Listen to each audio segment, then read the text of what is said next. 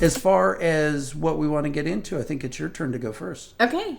So I just thought it would be fun. I started thinking about one thing and then another, and then I thought, let's just do an update on everything. So, one of our very first shows, we did our garden, and it was actually the 2020 garden, and I think I put up a picture or something like that of our 2021 garden when it was all babies, and it is now grown and overgrown, and I'm already cycling through it, so I thought we'd share a little bit of it. Go ahead and hit that first one for me. Okay, now this one's a little bit of a video, correct? Yes, just a little bit. It's Is not, there it's audio not one of my with it, fancy or? videos. I don't think so. I might have spoken. I don't know. Okay. Well, we'll get this going. So go ahead and get this going. So this is the garden as it is right now. And you can see that... Hold on. Let me actually get over to it. There we are. Oh, nope. You got to go back. Oh, okay. So you guys start hold this on. from the beginning. Let me get back over. This is you take a little bit of a hiatus, and this is the stuff that happens. Oh, yeah, hit the button. So let me get this. So what you're going to start out seeing is I had all these lovely rows of lettuce, and I blew through them. I ate them, and then they started to bolt, and they were completely delicious. So then I got these seeds, and it was supposed to be this mixed mescaline kind of thing, and so I put it in, and I absolutely hated the taste, so I let it just grow, and it's really pretty, and the bugs love it. So, and it seems like it's keeping them off of the rest of the vegetables. Let me pull those up. Okay. Okay, so here we go. Now. We're on. Now we're going. We're good. There we go. So there's the bug-eaten, strange tasting Now that gap things. wasn't there before. Yeah, no, that was all the rows of lettuce. But here are the tomatoes. Tomatoes are the funniest thing in our household. I plant less and less tomatoes every year. That's 4, right? That's only 4 plants. I'm not even sure if it's 4. It might even be down to 3. And they just explode to where I just, all I can do is try and keep up.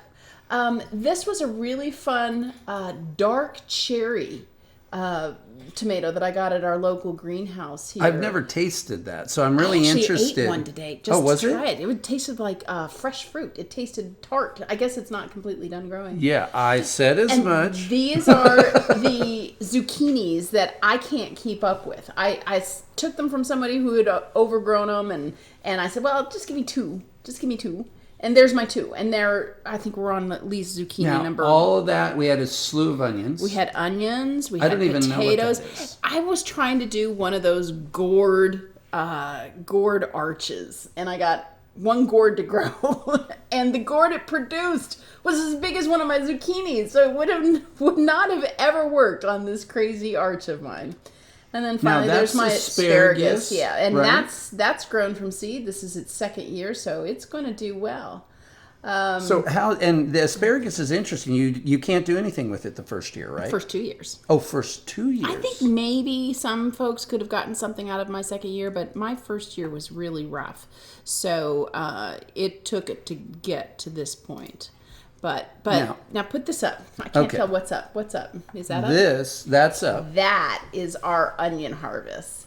And carrots and zucchinis from 3 weeks ago or 2 weeks ago at this point. I did not know this, and I will say this is here. Look I'm going to get fancy here for a second. They can see us while we're talking now. Ooh. Look at that. But regardless, as you can see in that picture, there are big overgrown zucchinis. And the big overgrown zucchinis, they have big seeds in them, and it's kind of like, what do you do with them?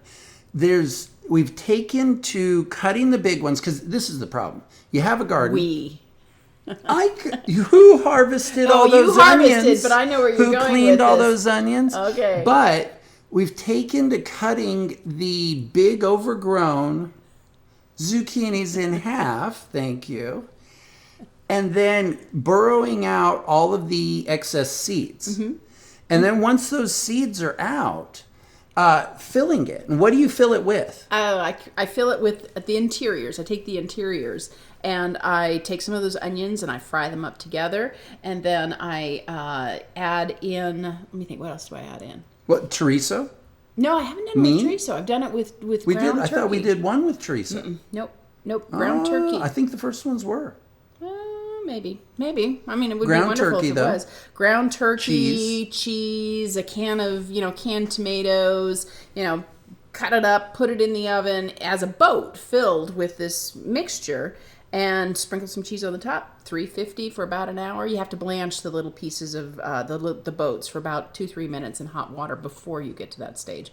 But then, yeah, about 45 minutes in the oven. They're wonderful, absolutely wonderful. Even I like them, and I'm not the biggest zucchini fan, and I've really enjoyed them. No, it's one of those things. It's nice too because it is filling, but there's this freshness to eating the zucchini like that when it's been baked, and the flavors kind of seep into it. So it's a nice way, because this is the problem. We have a garden. Do we have the time to always go and check it out and collect everything from it? Nope. Not so much. So taking what does grow after we neglect and forget something, we go out there and we've got these, 3-foot-long zucchinis, to know that there's a way to make use of them and save them. Yeah, the boats are a good way. Yeah, it's a great option. Now, so let me show you something else.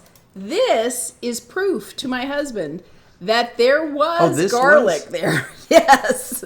So somewhere along the line of onions, we had 2 rows of onions. There was garlic. And I was gone for 3 weeks, and I come back, and he's got all these gorgeous onions. I'm like, "Where's the garlic?" He's like, "What garlic?" Like, the garlic. I didn't see any of this there. And I was very thorough. I pulled up everything that was ready to go. So I want to know, and I don't know this, do deer eat garlic? Because they've pretty much left my garden alone completely. No, but zucchini they decided to go after. Oh, really? Well, they're not going after it very quickly because they're still... No, because the zucchini are this big. Yeah. So my garlic just flat out disappeared. But we also had a ton of beautiful, beautiful red potatoes.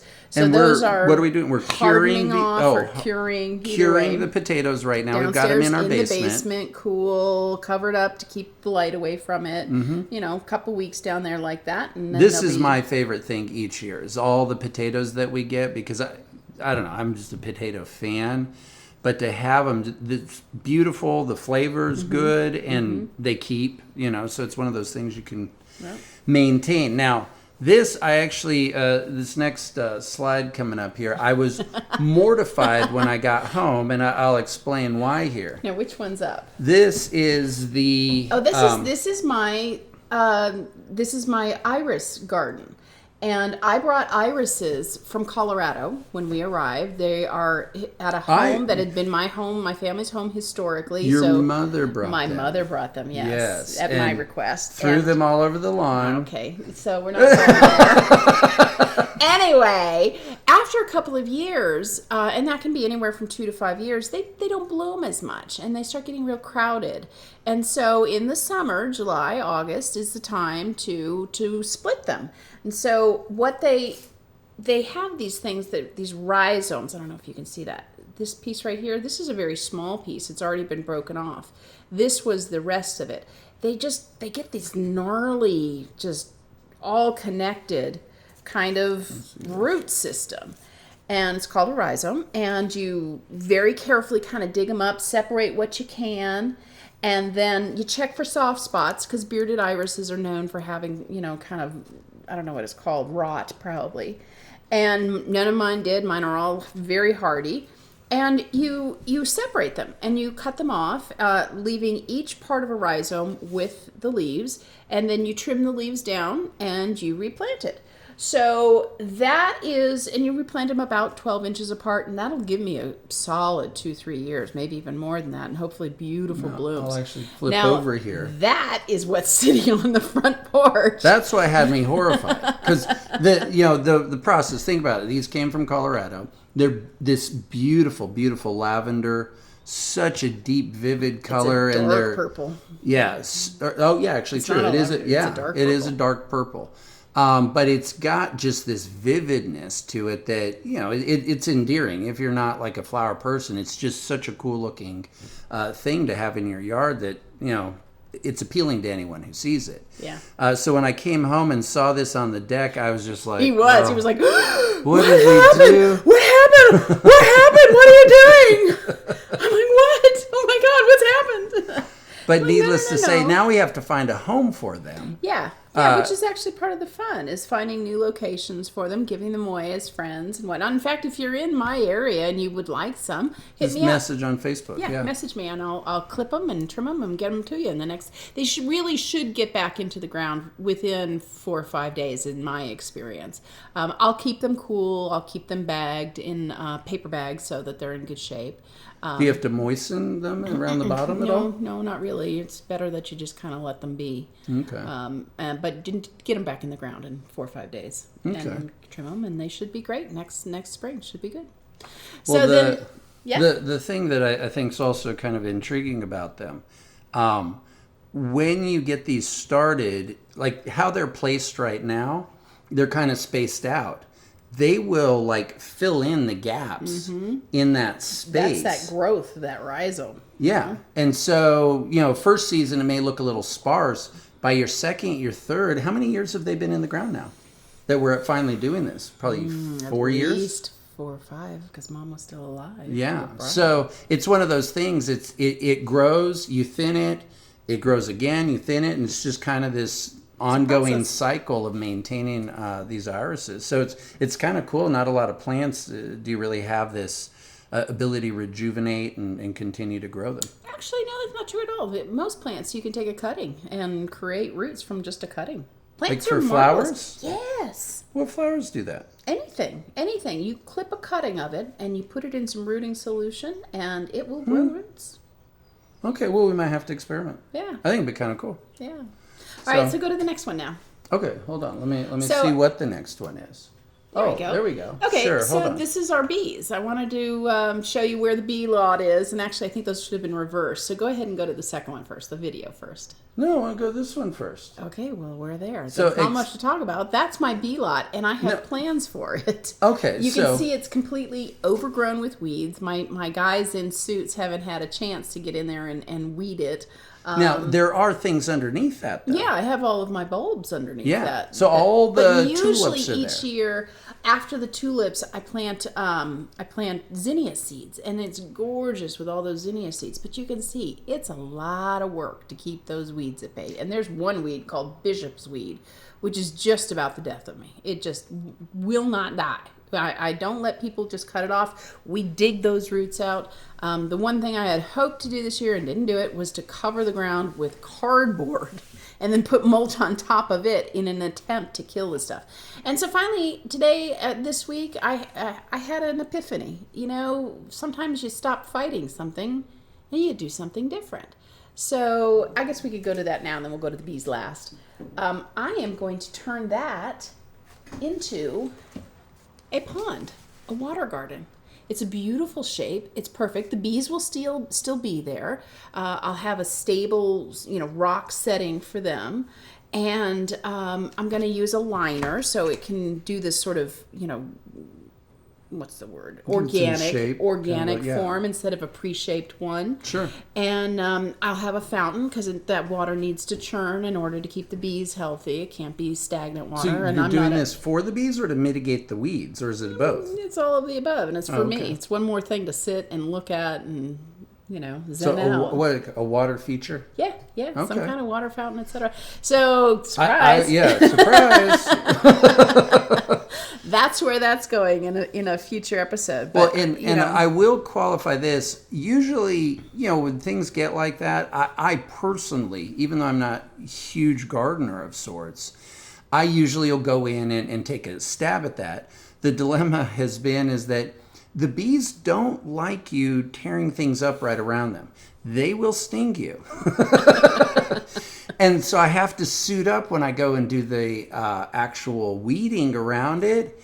And I will admit, I've been working a lot lately. And the idea when I'm sitting there in the hot summer day, suiting up to go and gush sweat and hope that the sweat doesn't basically clump down my bee suit so that the bees can just punch right through that cotton and get me. Which we've discovered they can do. It's gotten a little more out of hand than usual, but it's still rewarding. And I think this is the other benefit of this. Let me pop over here. Let me get that next slide up here.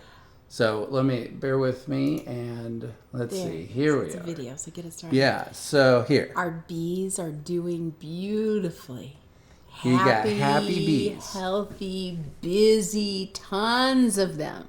Yes. So now we've had seasons like this before. Where last year was like this. It looked great. Now, this year, I'm doing something a little different. Last year, and bees are kind of interesting. And we talked about this when I first pulled them out and put them into the hive body. If you get a nuke and you pull each successive frame out, you keep them in the same order when you put them into the hive body. And what I do is they'll develop and build, and they clump towards the middle.